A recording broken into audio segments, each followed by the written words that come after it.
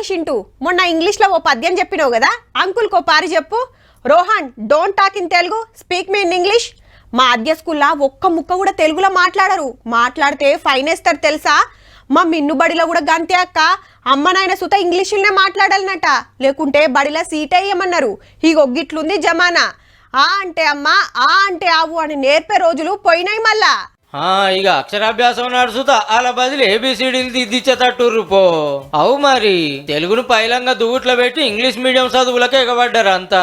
తెలంగాణలో government private స్కూళ్ళలో 58 లక్షల మంది చదువుతా అంటే తెలుగు మీడియంలో ఆలు దిద్దేటోళ్ళు 5 లక్షల మంది అంటే చూడుర్రిగా. అందులో సర్కారు బడోళ్ళే 4 లక్షల మంది.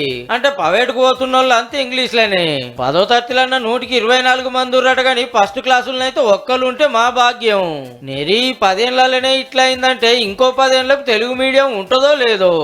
ప్రాథమిక దశ నుంచి వాళ్ళకి ఉన్నత దశ వరకు కూడా మాతృభాషలోనే బోధన జరిగితే ఇంకా బాగుంటుంది. పాశ్చాత్య దేశాల్లో ఉన్నటువంటి వాళ్ళకు కూడా మాతృభాషను నేర్పుతా ఉన్నారు. కానీ మనం ఇక్కడ ఉన్న వాళ్ళు మాత్రం తెలుగులో మాట్లాడడం అయిష్టతగా చూపించేటువంటి అవకాశంగా మారుతా ఉన్నది. ఇవాళ ఇంగ్లీష్ అనేది దునియా అంతా మాట్లాడే మార్కెట్ భాష. తెలుగులో చదివితే తెలివి లేనోడైతాడు, ఇంగ్లీష్ లో చదివితే ఇగ్రమంతుడు అవుతాడు అనే కాన్వెంట్ల కాలం తయారైంది. మరి పోరడు పుసుక్కున తెలుగులో మాట్లాడితే స్కూల్ ఇజ్జత్ పోతుందని ఫైన్లు వేయబట్టి ఇంటోళ్ళు ఏమన్నా తక్కువనా? నాయన అని పిలిస్తే నా మూసి, మమ్మీ అనుకుంటే డమ్మి. ఏబిసిడీలు చదివితేనే మంచి జాబులు వస్తాయి, ఏరే దేశం పోతే డాలర్లు వస్తాయి అనే ఆపోచన. ఉద్యోగాలు కూడా సాఫ్ట్వేర్ కూడా అంతా ఇంగ్లీష్లో ఉంటున్న క్రమంలో ఒక ఇంగ్లీష్ మాత్రమే నేర్చుకుంటే సరిపోతుంది అని ఒక ప్యాషన్ ప్రపంచంలో. అప్పట్లో ఇంగ్లీష్ మీడియం అంటే ప్రైవేట్ బడిలేనే, ఇప్పుడు గవర్నమెంట్ లో చూస్తే అదేనాయే. గమ్మత్ ఏంటంటే తెలుగు వద్దనుకున్నా ఇంగ్లీషులను నిర్గదీస్తుర్రా అంటే 5వ తరగతికి అర్థమే కాదు, 7వ తరగతికి ఎక్కాలే రావు.